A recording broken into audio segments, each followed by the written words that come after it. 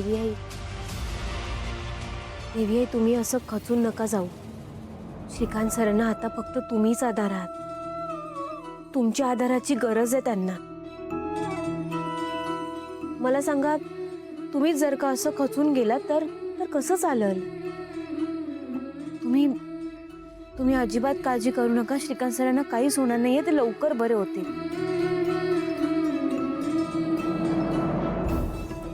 मोलकरीण एक नंबरची संधी साधून किती नौटंकी करतेय, पण कमाल आहे या मुलीची। आलेल्या संधीचा बरोबर फायदा करून घेतला हिनं आणि घरात परत यायला होकार पण दिला। आधी एक सासरे डॅडला प्रेमानं बोलून स्वतःच्या बाजूने वळवलं, त्यांच्याकडून स्वतःला हुशारीनं वचनातही बांधून घेतलं आणि आता एक सासू मॉम जवळ येऊन चापलुसी करते।